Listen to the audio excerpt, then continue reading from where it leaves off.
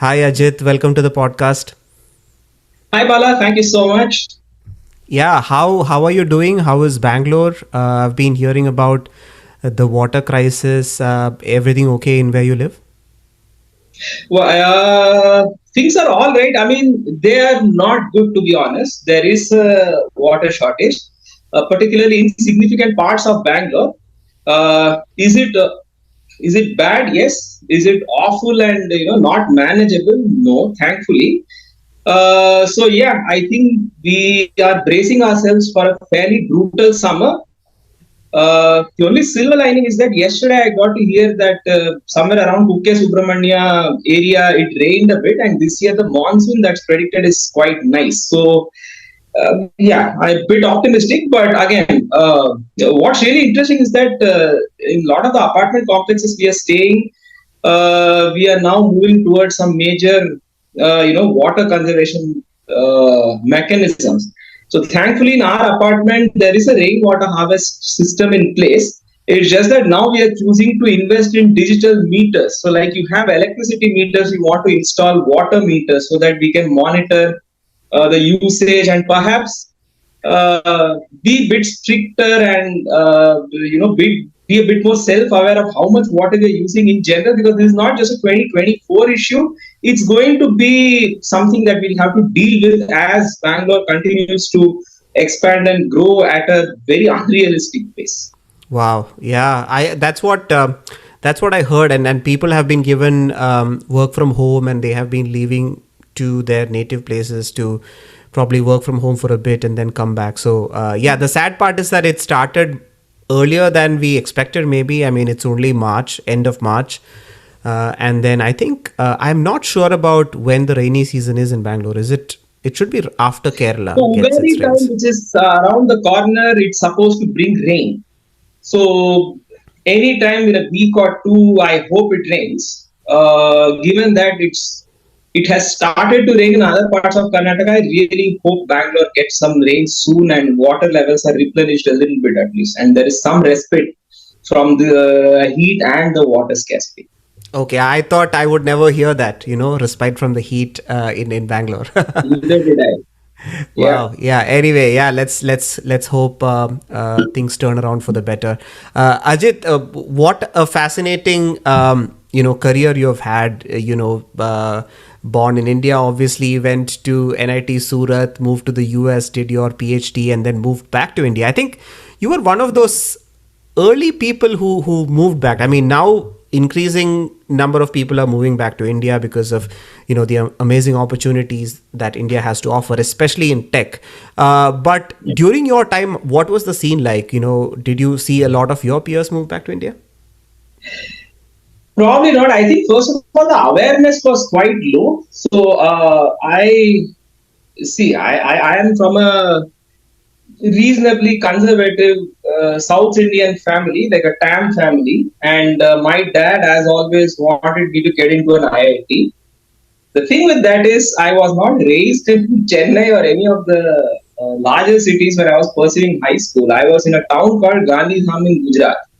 And most of the people that I had interacted with were not particularly familiar with an IIT back then. So for them, it's like there was this place called MS University in Baroda.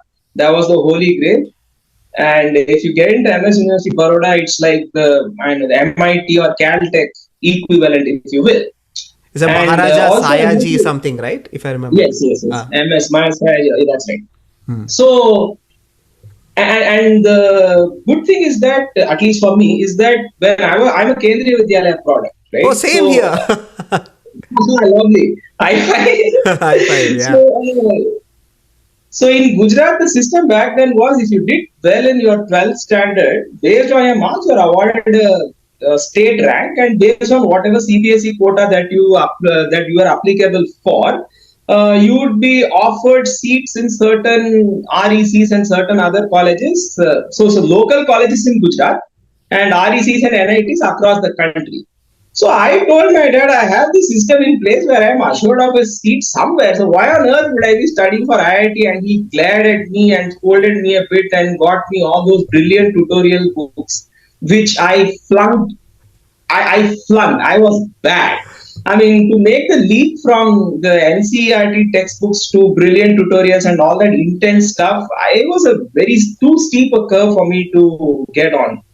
So I ended up doing chemical engineering at NIT Surat, and then of course I actually wanted to be a professor for the longest time. So I had an IT job. I graduated from that famous Y2K 2001 batch.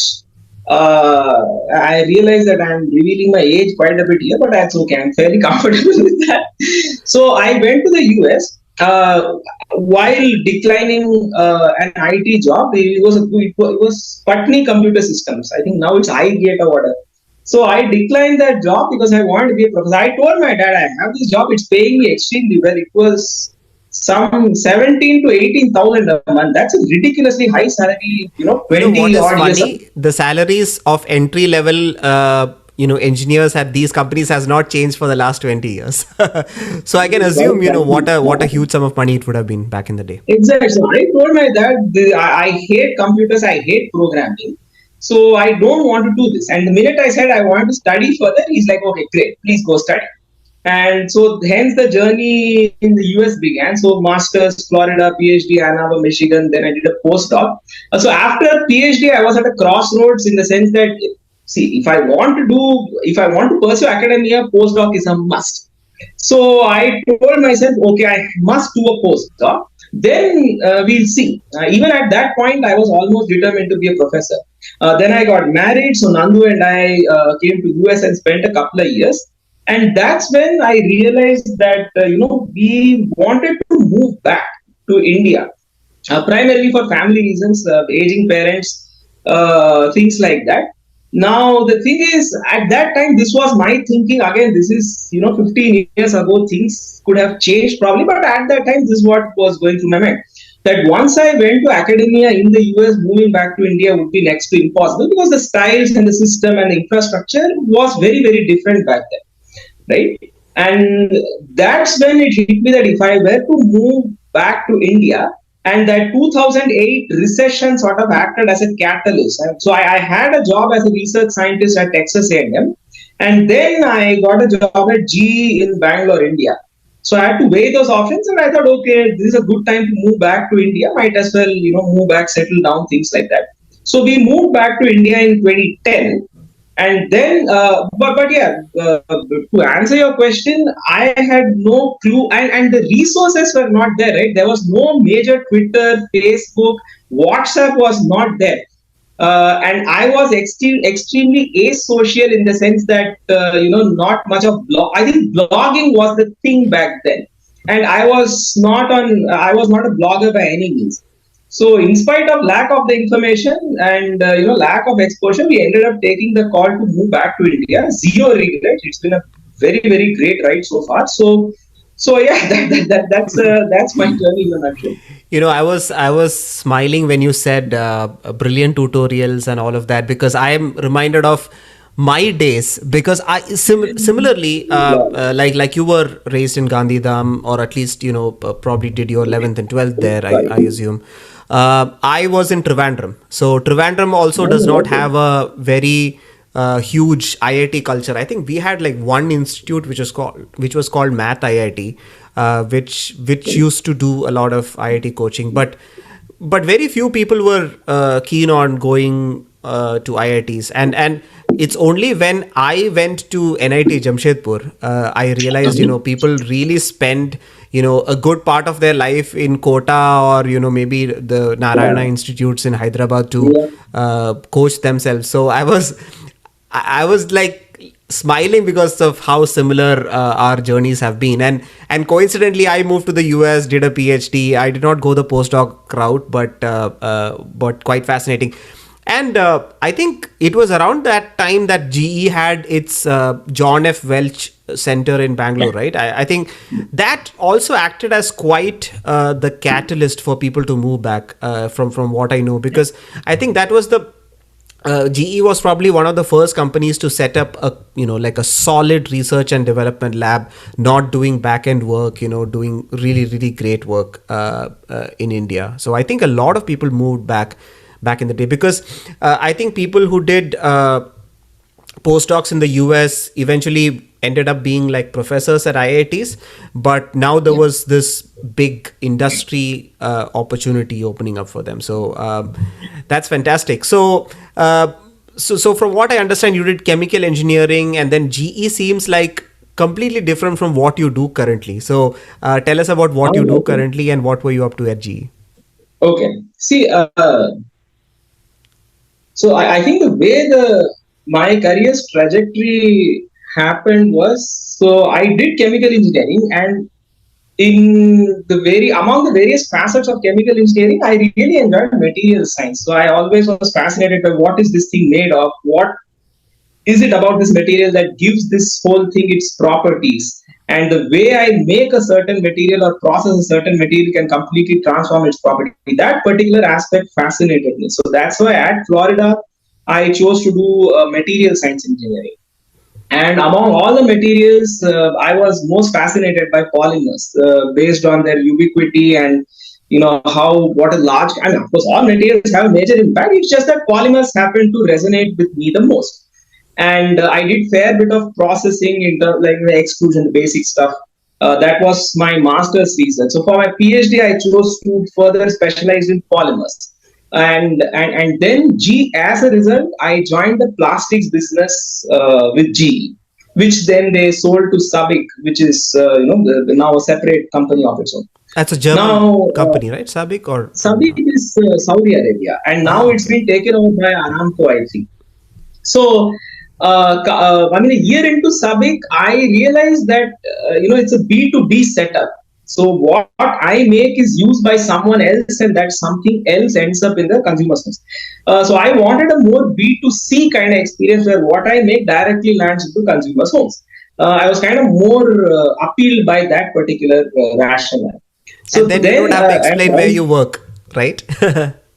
People already exactly. know. So, yes, that's a fair point. So and also right from the get go, I have always been interested in the food and beverages space. So in fact, this question was asked me, Ajit, you're in G. So when I appeared for an interview at Unilever R&D Bangalore, everybody asked me, you are with G, you are with plastics. Why on earth should you move to Unilever? I said, see, there are two simple reasons. My educational background tells me how to break down a problem into a technical problem, convert words into numbers, and craft an objective data driven solution and go in depth and how to crack that problem. And as a process engineer, my skills are valuable to Unilever because processing is a means to achieve goals in a category. I could, use my scale up and processing skills to make a soap or to make coffee or to make a shampoo or to make a toilet cleaner, right? So I think that answer kind of went well with the interviewing panel. So I got a job with Unilever, and thankfully it's in the foods and beverages space. So my primary line of work is now tea. So I'm a tea process engineer. So I work closely with factories, working on making the right quality of tea and whatever other ambitions our categories have. Of course, a lot of it is proprietary, so I can't share it here. But that's in a nutshell how my career kind of shaped from B all the way till 10 wonderful years at Unilever. Mm. Very interesting. I know that you are also obsessed with food and just the different cultures and different kinds of food that Karnataka and Bangalore has to offer. But according to you, what is a perfect cup of tea? I know it's very subjective, but I just want your take on what your recipe The for answer tea is is. very simple, Bala. Perfect cup of tea is whatever you enjoy. See, instead of getting into this academic pursuit of what is the perfect cup of tea, there are ways to assess a tea academically. But I personally don't subscribe to the notion that to the notion of one size fits all. It's like asking what's the perfect dosa. You ask a person in TL, you ask a person in Kerala, Andhra, Karnataka, you'll get different answers, right?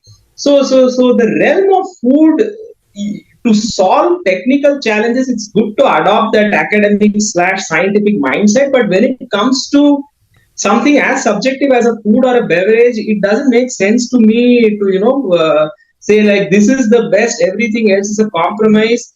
that concept doesn't make sense to me, right? So uh, whether it's black, whether it's Darjeeling, whether it's white, green, or your good old masala chai, whatever you enjoy the most, that is the best cup of tea. That is my personal. Yeah, I mean, India has a fascinating history of tea. You know how we adopted tea, but it's only until much later that I discovered that it's not just black tea that's out there in the world. You know, I think I still remember going to a store called Ratnadeep. I vividly remember this Yeah, Ratnadeep yeah. in Hyderabad, where I saw Queen's favorite tea, and I was like, I picked it up, and I was like Twinings Earl Grey or something, and then I got it to my mom in Kerala, and she was like, she made it the traditional way. She did not know what green tea was. Okay. I did not know what green tea was, and then she was like, "This tastes so bad. You know, how is the queen enjoying it?" I still remember. So just to break down the types of tea, right? I mean, we have black tea, green tea, even white tea, oolong tea. Yeah. What is Yeah. the major difference? I mean, from what I know, India majorly consumes black tea or CTC tea, but Yeah. why don't other countries consume that so much? So it depends on the. Okay. So to answer the first part of your question, all tea comes from the same plant, Camellia sinensis, right? So this actually tea used to be a tree, and long time ago we used to hire monkeys to pluck the leaves. That model didn't last for a long time, Hire so monkeys? we, I mean, whatever, grab monkeys. I get it. Yeah. So, so we did what we did best, which is to innovate. So we end up trimming the tea shrub so much that it's suitable for my height to pluck the leaves. So actually, tea is a large tree. Just that we choose to convert it into a shrub by keeping on trimming the thing. Now, this shrub has, if you look at the shrub, there is a tip of the leaf called the bud. If you take this bud and you dry it in the sun, that is white tea. That is it. Now, along with the tip or the bud, there are a couple of leaves. If you plug that, and then if you, so okay, so in these leaves, it's a biological material, so it has cells. In the cell, you have two compartments. In one compartment, there are enzymes. In the other compartments are the chemicals on which the enzymes act. Now, during the process of manufacturing, if you inactivate the enzymes by heating and then you manufacture the leaf, that is green tea. That is because the enzymes don't get the opportunity to interact with the chemicals in the other cells called the catechins. That is why green tea is rich in catechins. Now, if you don't inactivate the enzymes, if you take the leaves and just chop them up, and so what happens is the cells will break, the enzymes will now be exposed to the exterior environment within the leaf, and then you have these chemicals that they can interact with, which is the catechins. So the enzymes and the catechins interact to create what are called black tea polyphenols. So that process is known as oxidation. So by manipulating what kind of leaf do you pluck, how do you process the leaf further downstream, from the same plant you can make white, green, oolong, orthodox, all kinds of specialty teas. But the plant is still the same. So that is probably the easiest way to explain what are the different kinds of tea. So there are two key things: which part of the tea shrub that you use to make the tea, and whether you choose to inactivate the enzymes or not during manufacture determines whether the tea is white, green, or black. Now, within black tea, of course, you have your orthodox and the CTC. CTC comes from crushed hair curl, cut hair curl, because you use a bunch of rollers and that gives you round granules. Orthodox gives you flat needle-like granules, things like that. But they are both black tea, and they have different properties in terms of how they smell, how they taste, etc., etc. Now, coming to different geographies, see, it's about the consumer, what the consumer is used to see. So if you look at a place like Turkey, it is 100% orthodox tea, because that's the shape of the particles consumers are used to see. India, by contrast, most people drink CTC because it's the round granules, is the shape that people are used to seeing. But there is an interesting science element here in the sense that, see, CTC granules are round and porous, so they offer tremendous surface area for extraction. And we are all about maximizing value from what I put in. So if I put a teaspoon of a teaspoon of tea leaf, I want to extract every possible nutrient from it.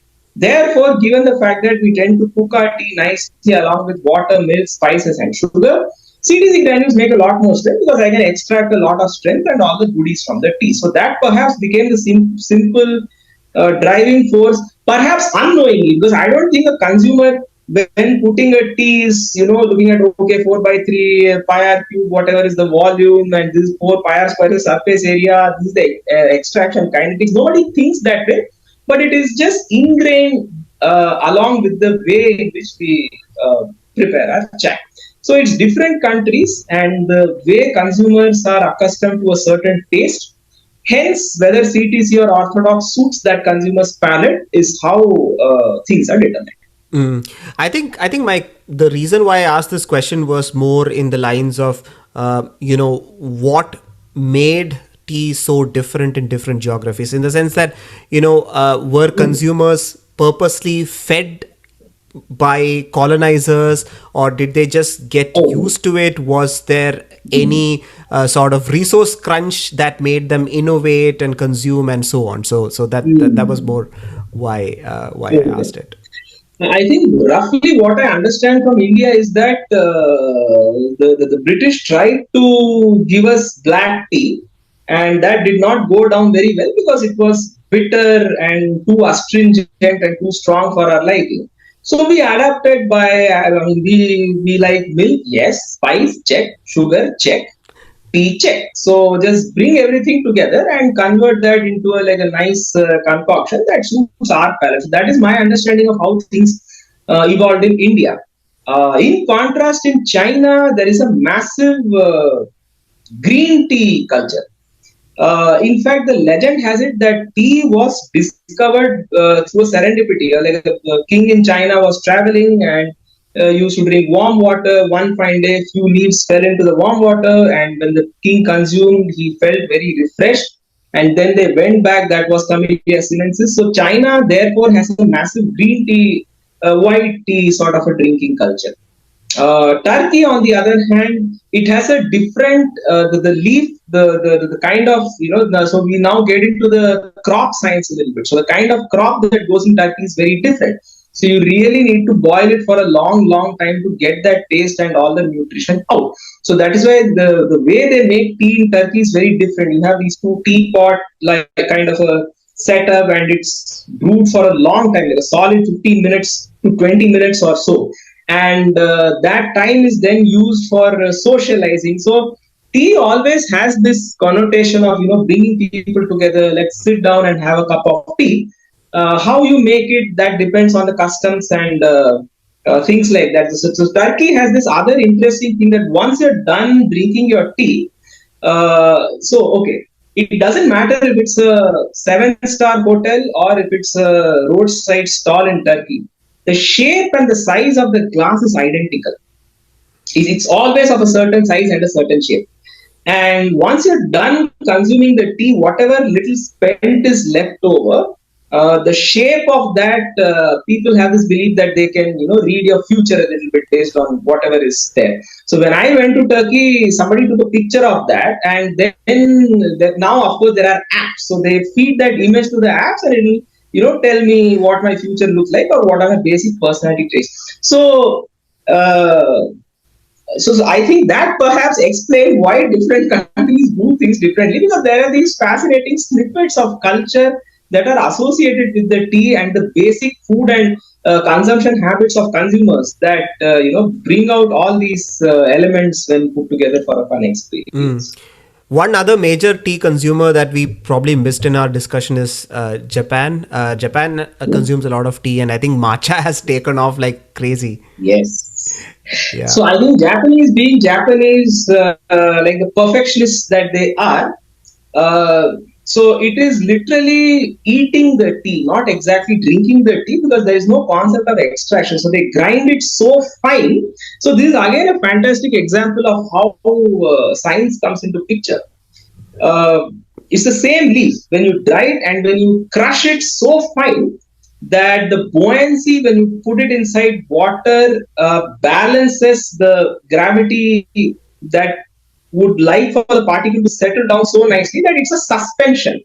So there is no concept. You are extracting the flavors, of course, but you are also ingesting all the solids, all of which is okay and good for you.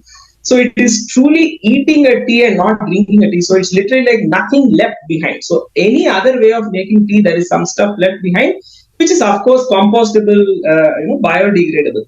But matcha is a very unique sort of a tea where you grind it so fine that you end up drinking the whole thing. And if it's a good matcha, it goes down quite smoothly.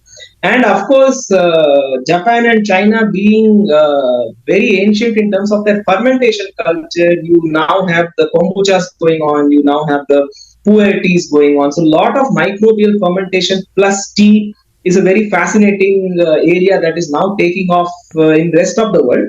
But I think folks in China and Japan have been doing this for a long, long time. So yeah, I mean, it's a vast ocean out there in the world,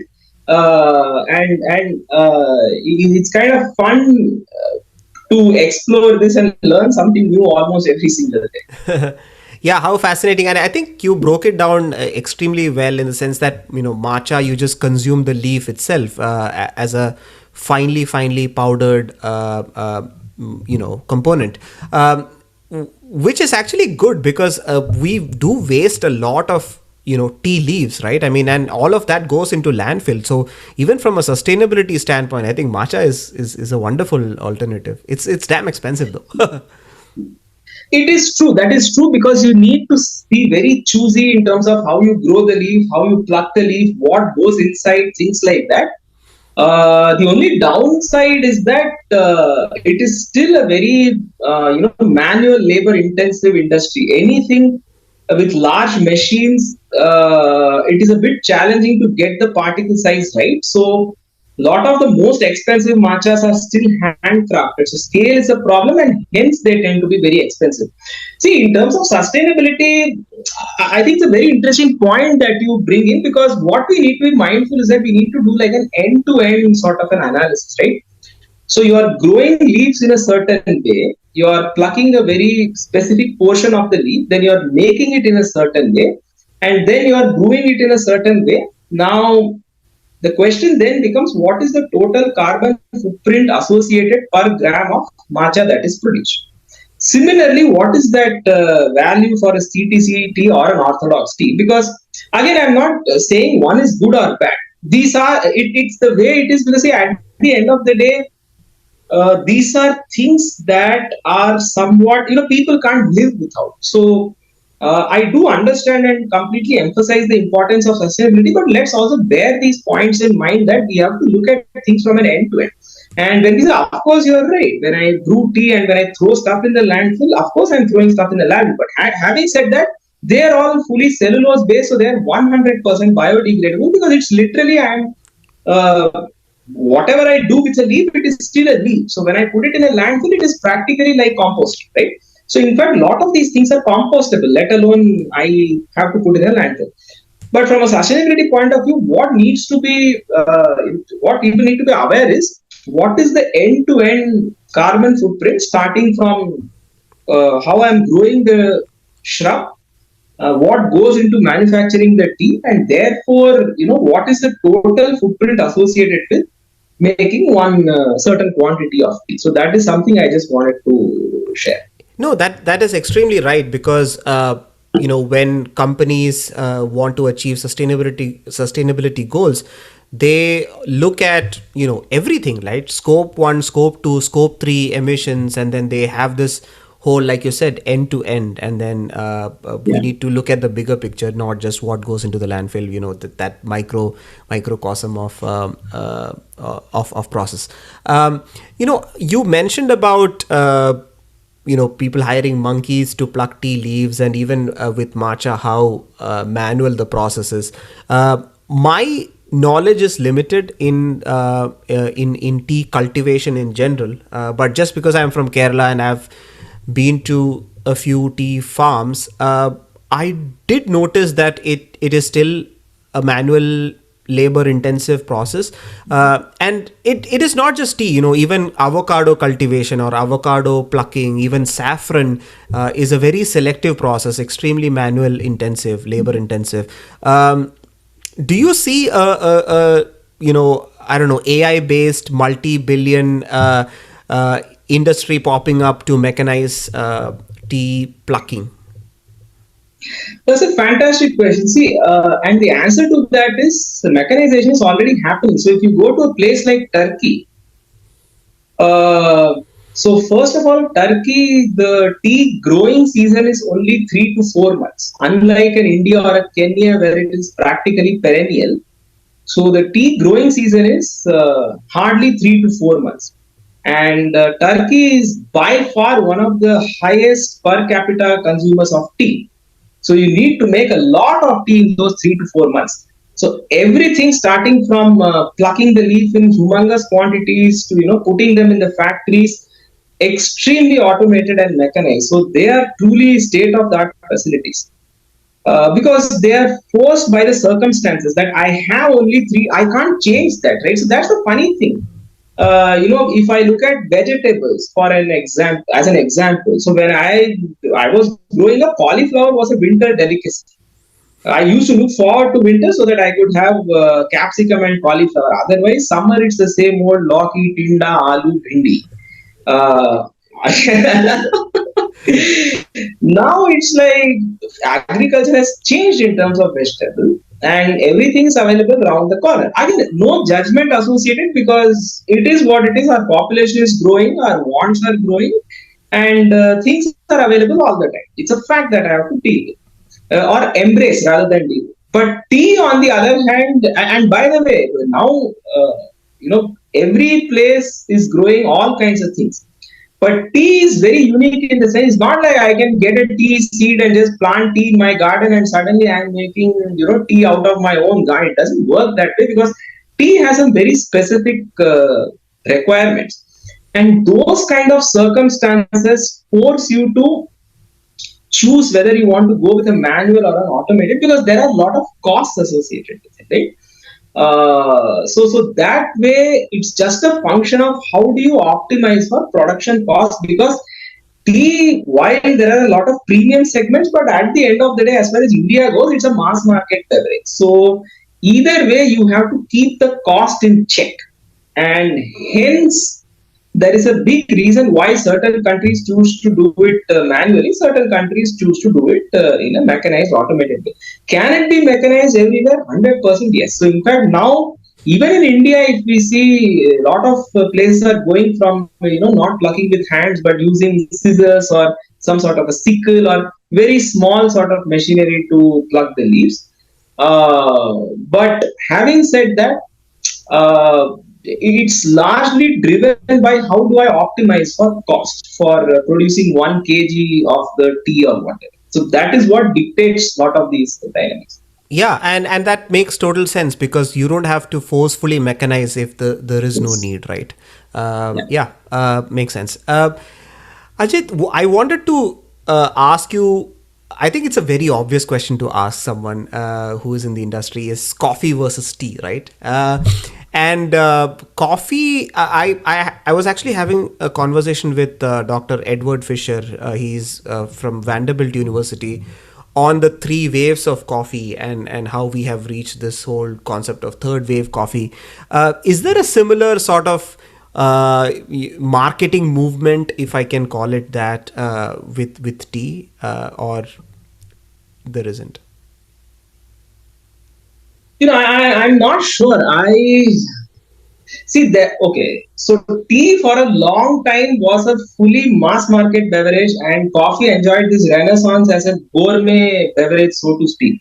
In fact, if I take the example of northern part of India, coffee is still an indulgence beverage, and so when we say let's head out for coffee, it's like I sit in a cafe and then I sit down and enjoy a cup of coffee. I pay a bit of a premium.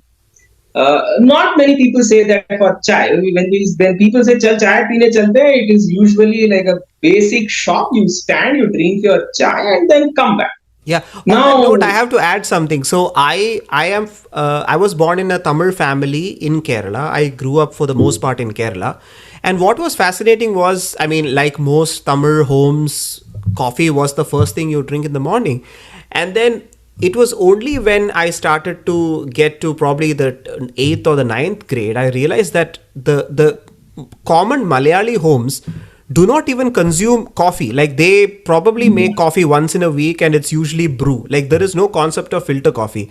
So then yes, it kind of opened my eyes when people said that, filter coffee is such a South Indian thing. Not really. It's a Tamil, yes. maybe some communities in Tamil or maybe some communities in Karnataka. That's pretty much it. It's not even a generalized Yeah, South Indian and this thing. is a myth that needs to be busted big time. South India is South India grows the coffee, and there is a deep coffee culture. But having said that, 75% penetration is tea, 25% is coffee. So there's a 3:1 massive advantage for tea. Tea So, wins so hands this down. whole Yeah. Bangalore is a filter coffee. Yes, it is. Of course, people in South consume coffee, filter and otherwise. But having said that, there is this whole myth that South India is a coffee nation on its own. No, it is very much a tea. Simplest way to illustrate that is when you go to a shop, it always says tea coffee. You will never find a roadside shop that will say coffee tea kada. It is always tea coffee because tea is primary, coffee is secondary. That is the thing. So the volumes, there is no comparison. Tea outweighs coffee by threefold. So the market penetration for tea is way higher than coffee. North, of course, by virtue of not being able to grow coffee, relies very instantly on instant coffee. And that since instant coffee costs a lot more than your basic chai, hence coffee becomes an industry. So this is another good example of how you grow, how you process, and what cost you provide something to a consumer, then how the consumer adapts that sort of a cost proposition into their lifestyle. So instant coffee versus tea is an interesting example to sort of illustrate that point. So up north, coffee still continues to be a bit of an indulgent drink. Now, in tea also experienced a bit of that renaissance thanks to bit more popularization of these black tea variants, especially so like a Darjeeling or an Orthodox or an Oolong. So connoisseurs started to popularize that sort of aspect. Um, and now, of course, you have all kinds of formats for tea. I believe someone had actually launched a cube that if you just stick it in hot water and just stir it, you have a cup of chai ready. There were a All couple of people who came on Shark Tank in India, yeah, who had like tea leaves at the base of like a mesh or something, and then so the problem that they were solving was that if you have a tea bag, then taking out the tea bag, it drips everywhere. yeah, yeah, It's not a very good experience. So we will have everything in a cup, and you drink the tea and just throw the cup. They didn't get any funding though, but yeah, something going on. I think the beauty here is that tea is just an illustrative example to showcase that the same end experience can be achieved through multiple sensorial experiences, right? If I take tea as an example, I can drink it with my basic masala chai model. I could have now. I think I am seeing people using mocha pots for making chai. Then you have this interesting kind of, but the science is the same, right? I have a bunch of particles. I have to extract them in water. The mocha pot doesn't distinguish between tea and coffee. So if I can extract coffee with it, why not extract I need to tea? try that tomorrow. So, and for each format, there is a certain cost proposition, and if it appeals to a certain segment of consumers, there is always a business case to be made for that, and that is actually the beauty of living in a country like India where we have 1.4 billion consumers. And even if you capture 1 or 2%, that is still more than the population of lot of other countries. So that is why there is this lot of innovation being fueled and lot of new formats being created, because for a lot of these things, there is a target audience which is willing to invest the money to get that kind of a differentiated experience. Mm. Yeah, that is so true. Do you see a difference in how North India consumes tea versus South India? There are some basic differences in the sense that the kind of flavor folks up north, the kind of color people want up north versus south is a little bit different. By and large, things are quite similar though, because people want like a strong, refreshing cup of masala chai, and that is that's pretty much it. Mm, yeah, I mean, this could There be are just be some my differences. yeah, yeah. This could just be my observation, but I feel like there is more of this whole danedar concept in the north, Yeah. and also Yes, some yes, parts there of is a Kerala grain, also have this thing called podi chaya, which is like they just make it which is like dust, and that is the other myth that needs to be busted, is that when people hear the word dust chai or podi chai, they think it's swept off the ground because it's dust and that is inferior chai. Absolutely not true. See, it's like this, you take a mixie and you put any solid in. Let's say I take urad dal, I put it in the mixie and I just give it a whir. And when I look at my mixie after the process, I will see particles of different size, right? Because that's the fundamental nature of chopping things up. Now, it makes no sense to me that the large particle of urad dal has less nutrients or is any better than a smaller particle of urad dal. Same logic is applied in tea. You have to take a leaf, you have to chop it. When you chop, there are different sizes. Does that change the nutritional properties? Absolutely not. So that whole dust chai is inferior is absolutely not true. mm, So, but having said that, once a consumer gets used to certain things, it is very tough to affect a change. So up north, yes, people are used to bit more danedar chai.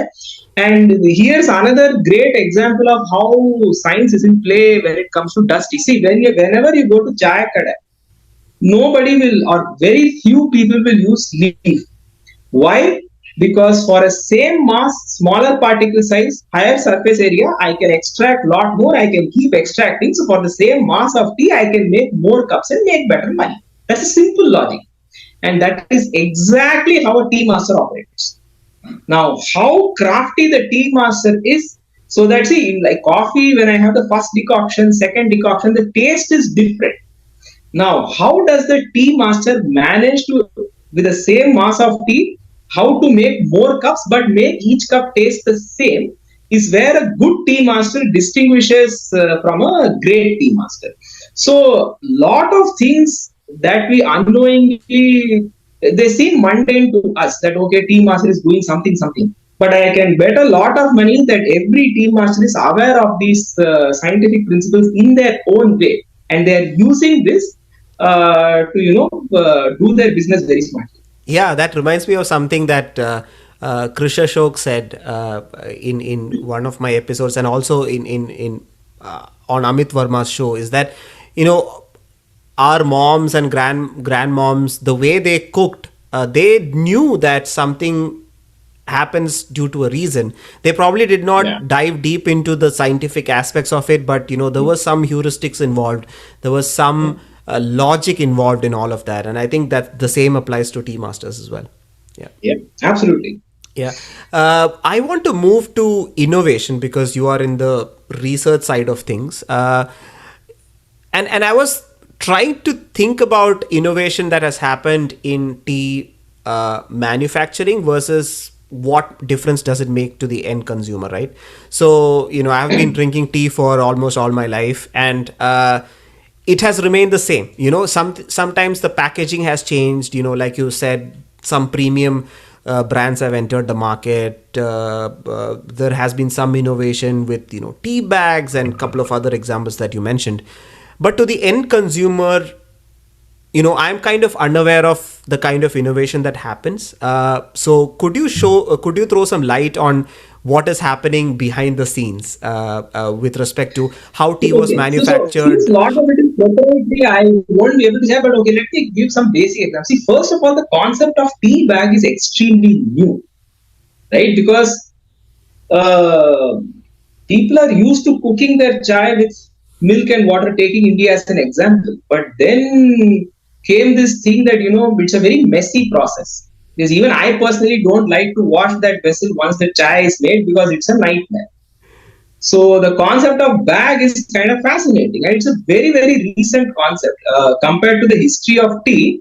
Tea bags are very so innovations happen, but perhaps not at the astronomical pace as lot of other things, because lot of them are actually enabled by electronics and the internet, if you will, because those two fundamental breakthroughs have catalyzed a whole host of revolutionary inventions and innovations in the last, say, 20 to 30 years.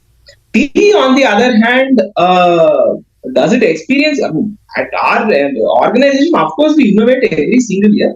But if I look at it from a holistic manner, there are innovations, just that we tend to take them for granted. Simple example being a tea bag.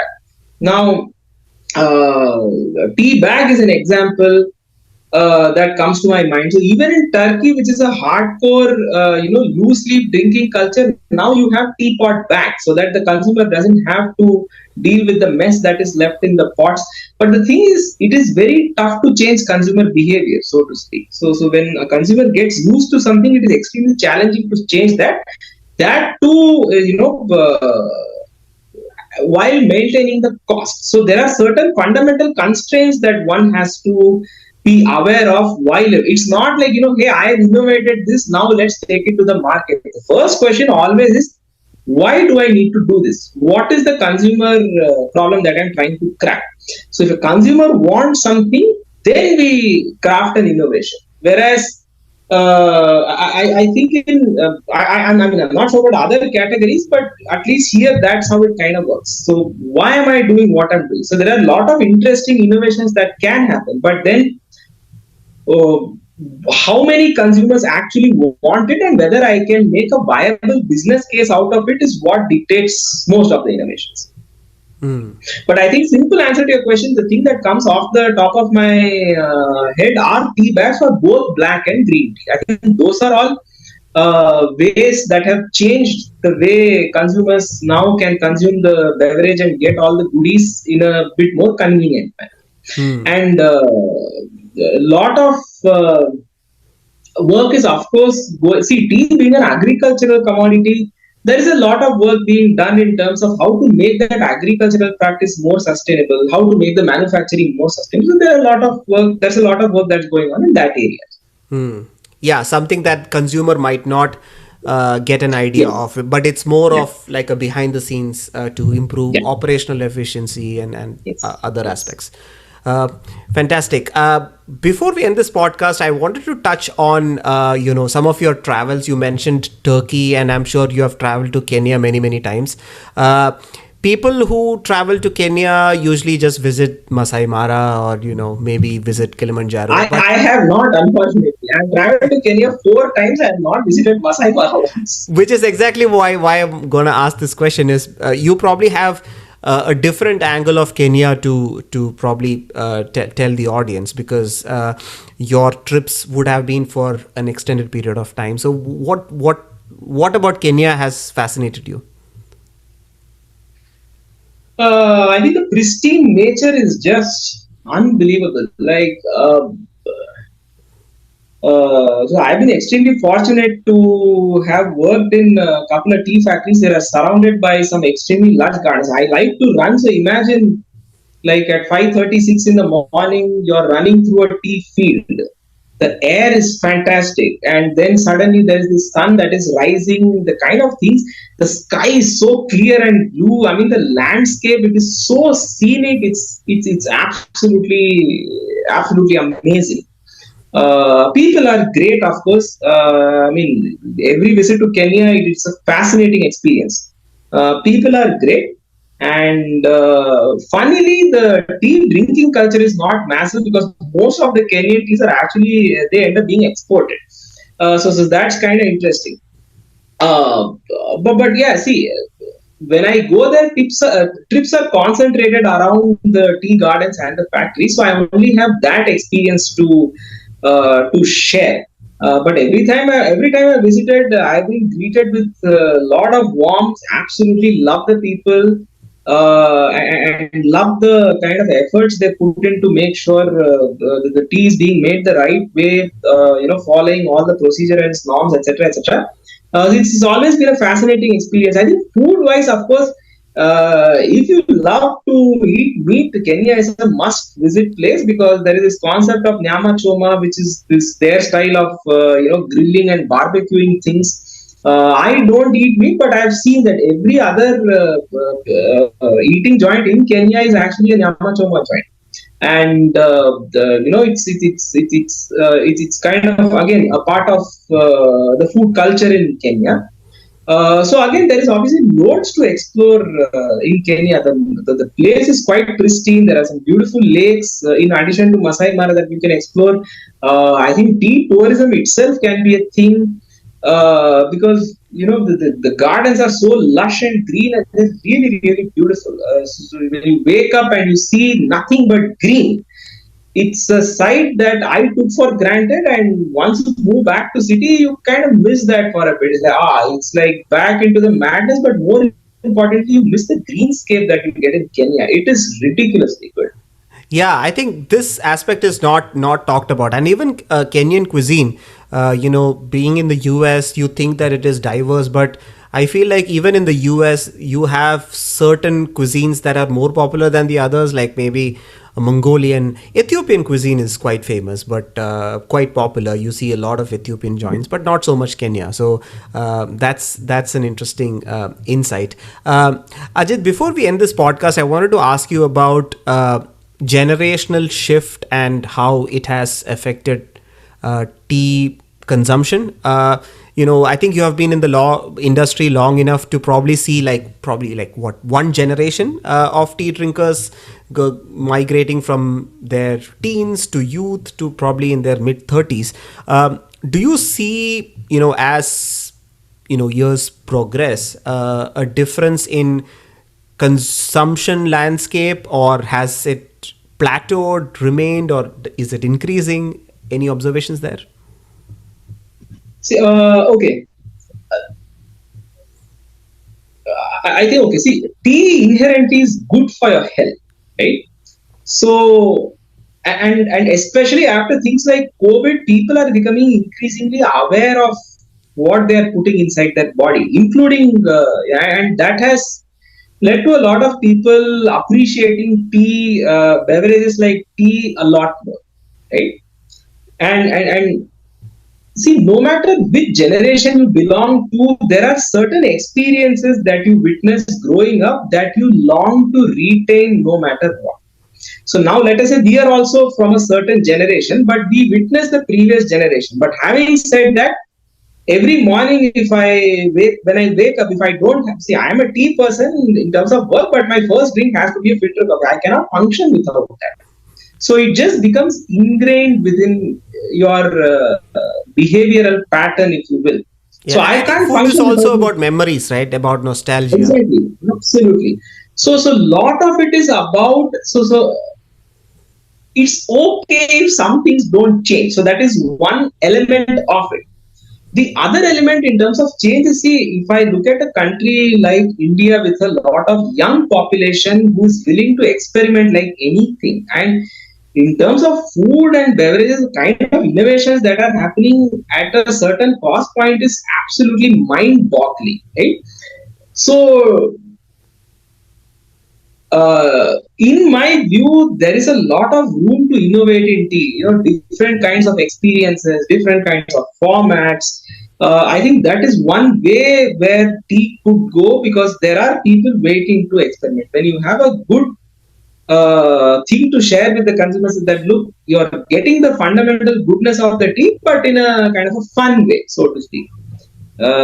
So I think there is a lot of room to grow and attract new consumers that way. So that is definitely on the rise, right? Like I said, simplest example being a tea bag. Lot of people who didn't want to drink tea because the process involves. See, I would like to draw an analogy with food. So a lot of people like to eat, but not everybody shares the same passion for cooking. So a lot of these ready to eat foods is an amicable compromise in many cases. So similarly, tea bag is a great example. It's like I love tea, but I don't enjoy the process of making tea. So I'm going to take this tea bag, I'm going to dip and do whatever it is I need to do with the bag, get my move on in life. So I think a lot of those new kinds of experiences is where I foresee the industry heading. That is the first thing. The demand for tea will grow because it is ingrained in. So it's actually the second largest consumed beverage on the planet right after water. It's not beer, it's not anything else. So after water, tea is the most consumed beverage. So I don't see that changing at all. Hmm. So the demand is going to grow. A lot of innovations are in play in terms of what new experience that you can provide to consumers. And the fact of the matter is, tea is genuinely good for your health. So that will always have a pull in terms of drawing people to drink and enjoy a cup of chai.